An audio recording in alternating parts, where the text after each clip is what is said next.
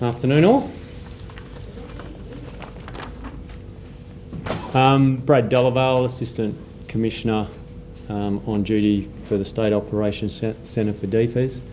So currently we have a level 3 fire incident running in the Goldfields Midlands area, which is impacting on a couple of major arterial routes through that area, one being the Air Highway and the other one being the highway through from Norseman to Esperance.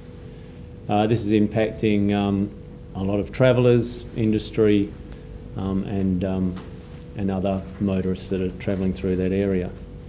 So the incident was declared a level 3 on the 31st of December, and the state pre-formed multi-agency incident management team has been deployed, and they're on the ground as we speak. So whilst the fire conditions yesterday they were quite catastrophic, those conditions are a little milder today, giving the crews a better opportunity to try and consolidate some containment lines and start on the recovery operations as far as opening roads. Right now we have around about 469 members of the public out there that are at the vehicle control points at various towns along the Air Highway in particular, and at Norseman. And we're doing everything we possibly can at the time to maintain supplies to those via air or road where possible. This is being difficult because some people have specific needs that we're trying to cater for, and as communications come through, we're servicing them as best we possibly can. I guess the message for us is if you don't need to be out there, then please leave. If you haven't started your transit across the Air Highway there, then I'd suggest you just put that on hold for the time being. And if you're going to stay, then please be patient and aware that supplies are difficult to get out there at times, but we're doing the best we possibly can. As part of that complex of fires, there are 8 fires. Only one of them is now contained and controlled. The other 7 are not, and they are the ones that are impacting on the road. There is one other fire out there that the City of Kalgoorlie-Boulder are managing, and that impacted on the Transcontinental Railway yesterday for a period of time. However, that's now reopened as of 1800 last night. Are there any questions? Just with regards to the food that's going, how's that being distributed? So we're taking supplies out to the members of the public, so distributing directly, and other than that we're helping also some of the facilities out there to resupply. So supermarkets, roadhouses, motels, etc. And they're also bringing in some of their supplies themselves. So, what food and water supplies went specifically to Kaiguna Roadhouse today? I don't have the items, but they'll bare essentials. All right. And are those going straight to the people or through the roadhouse? Some both ways. Yeah. Yeah. Has there been much resistance from people who should be leaving an area but are insisting on staying? No, there was some problems a couple of days ago around people trying to get around the roadblocks. Four-wheel drives taking tracks, and most of them needed to be rescued, which impacted on police to do that and some of our crews.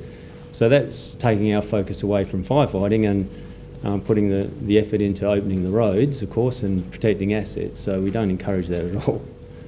So it was at an emergency level warning yesterday, the Yep. Baladonia Roadhouse. How Yep. close did the fire come to the roadhouse then? It actually impacted on the roadhouse. So there was a small fire in the air conditioning unit which was extinguished, and I'm told that the roadhouse is fully functional apart from that air conditioner. So it has power and water and everything else. So given the conditions yesterday, it's a pretty good result. Is that estimate for 5 days for the rescue reopened still the same?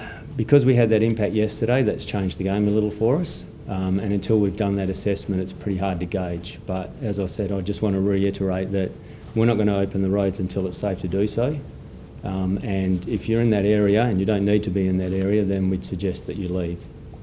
People like this, they've received some briefings today Yep. that suggested that the roads wouldn't open, or unlikely to open until Monday at the very earliest. Is that pretty accurate? Look, I'd love to be able to give you a time. I physically can't give you a time because of the conditions that we faced yesterday. Until the crews have been able to access that area and do an assessment on what sort of recovery actions need to take place, and of course, you know, in liaison with asset owners being Main Roads WA to assess their infrastructure as well. It's just, you know, safety of one of our responders and to the public is our major concern, and we won't be opening that road until it's safe to do so. Absolutely. I'm just sort of trying to get a handle on it.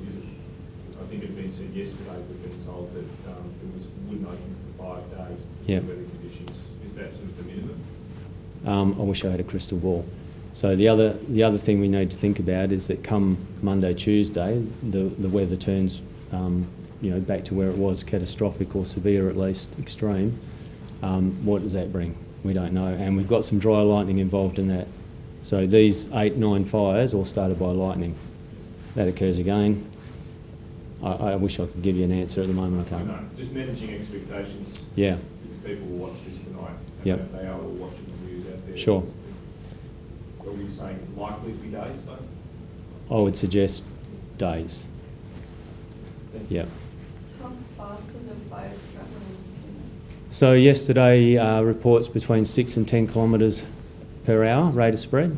So it depends on, you know, topography, etc. But that was some of the reports yesterday. Today it's more like 400 metres per hour, which gives the crews the ability to make some inroads on that. So so we've got a window of opportunity for the next couple of days, and that's really going to be critical for us to you know, work out all those other things about when it's going to be safe for our crews to get in and do those assessments.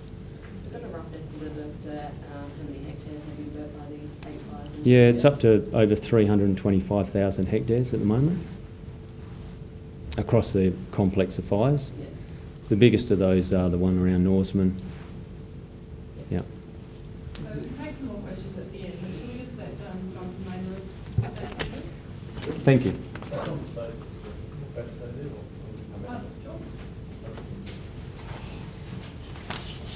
So John Erseg, I'm the Executive Director for Central and Northern Regions at Main Roads, so that takes in the Goldfields Esperance region and regions to the north. So Main Roads is working very, very closely with DFES. We've got people in the region on the location, out in the Goldfields, in Kalgoorlie and across the various fire areas. We're also working closely with the team here in Perth around the communications, and that's an important, very important element of managing this event. So can we just lift those microphones up just a little bit? Do you want me to squat? Yeah. Sorry, you'll leave it, put it back down. Yeah. You guys want yours up? Yes, please. Yes, please. Yeah.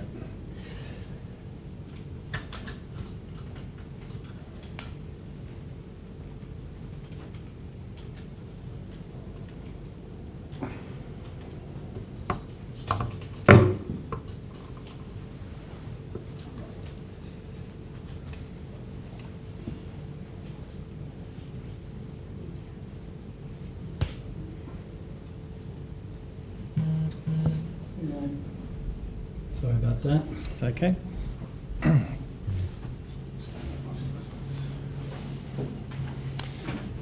So John Erseg, Executive Director of Central and Northern Regions at Main Roads. That takes in the Goldfields Esperance region where these fires are occurring and regions to the north. We're working very closely with DFES. We're collaborating with them locally in the Goldfields Esperance region, but also working closely with the team here in Perth managing the event.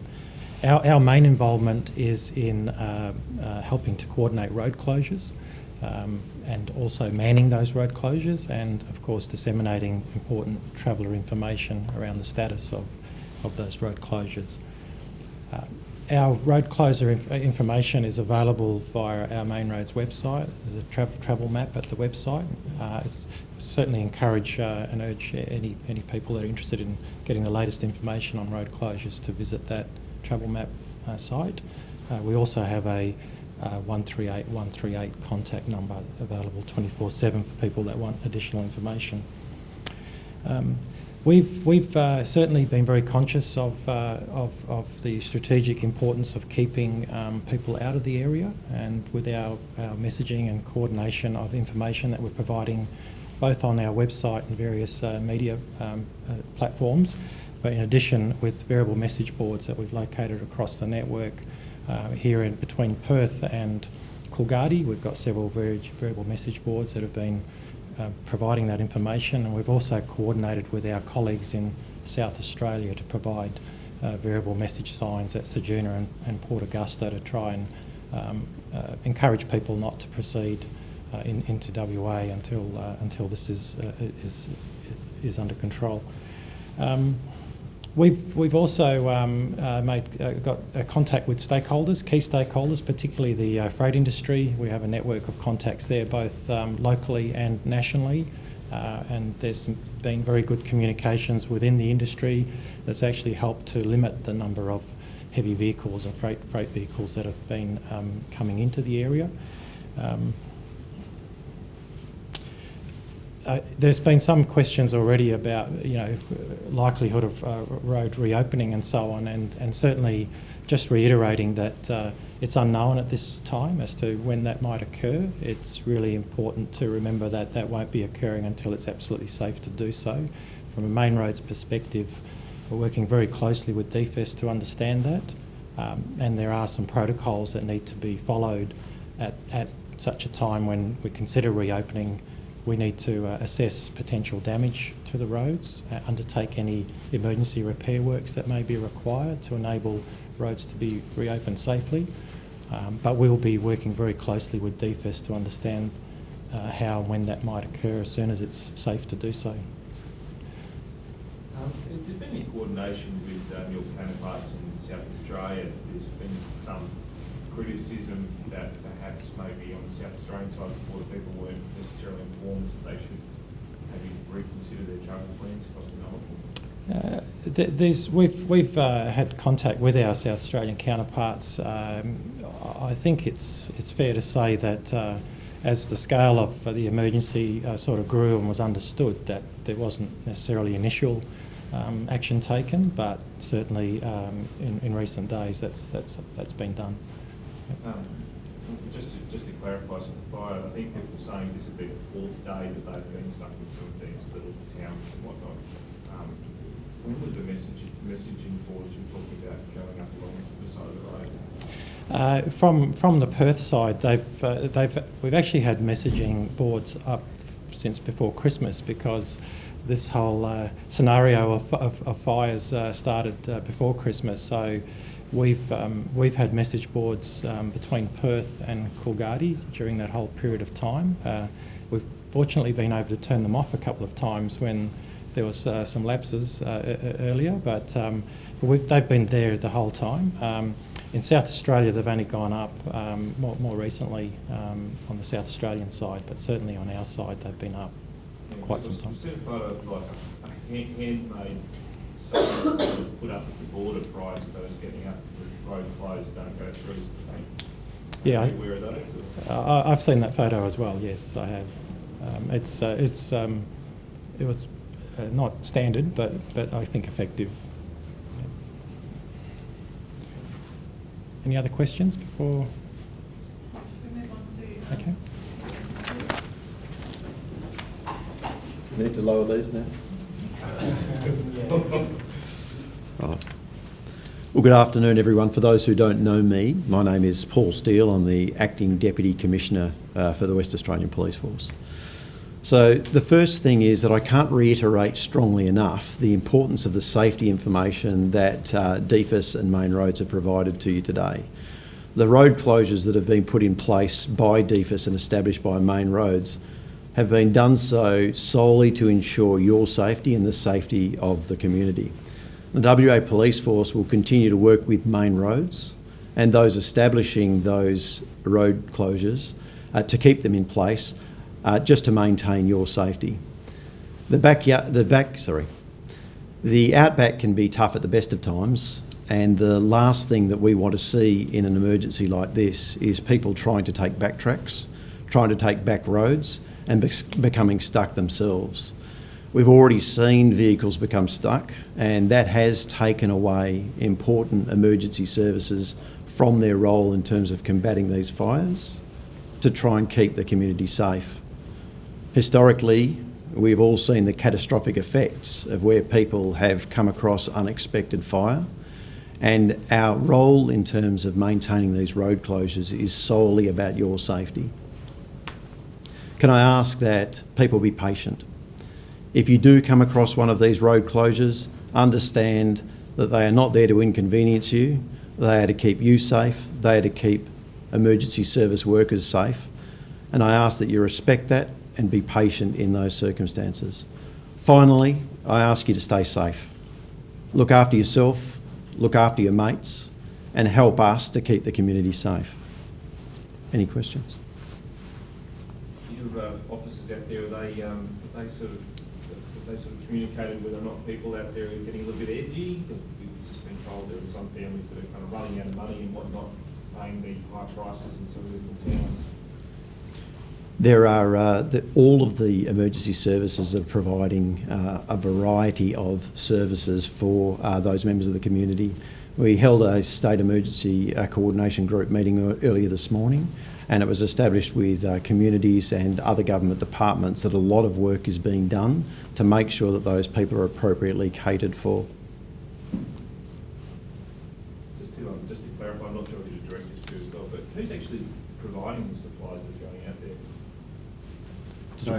So we're working with Department of Communities to ensure that at any of those sort of welfare areas that they're being well catered for. Yep. Thank you.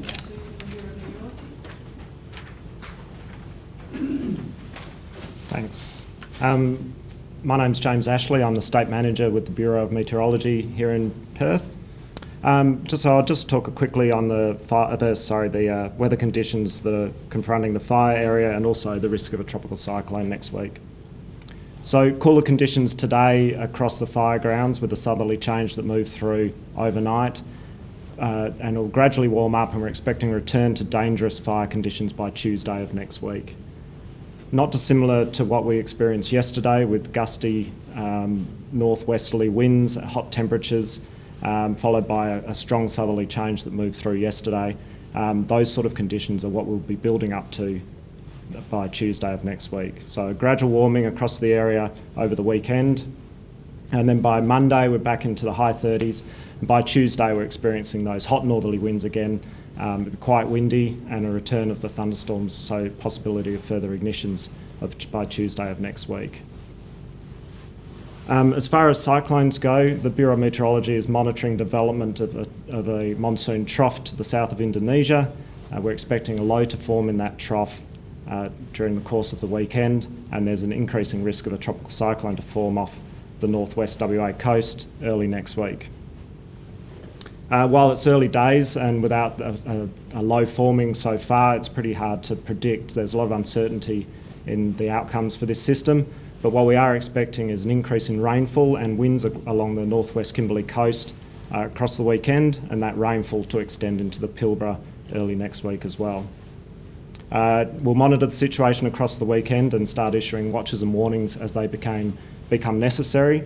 So people in the northwest of WA, in the Kimberley and Pilbara in particular, should monitor the advices that come out of the Bureau of Meteorology and the concurrent warnings that come out and actions from the Department of Fire and Emergency Services. So I encourage people to stay alert and watch out for the information that comes out, particularly across this weekend and into early next week.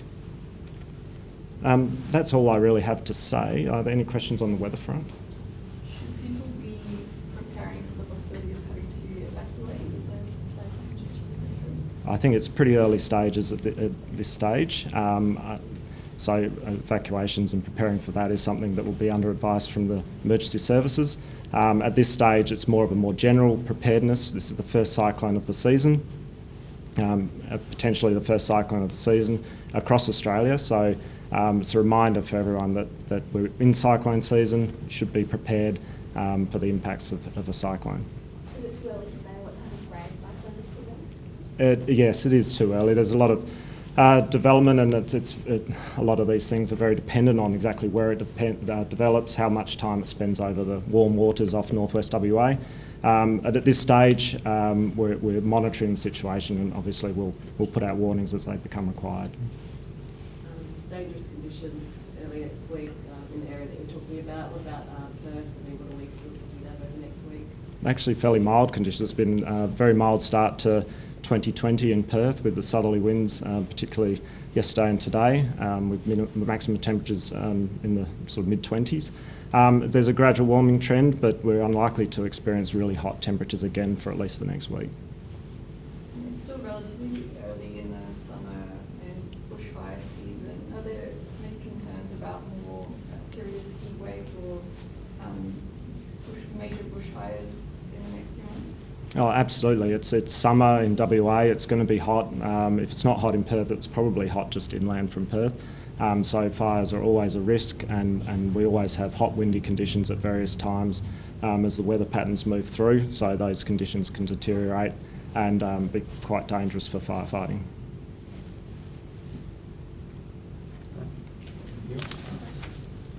Thank you. Thanks, everyone. Thank you very much.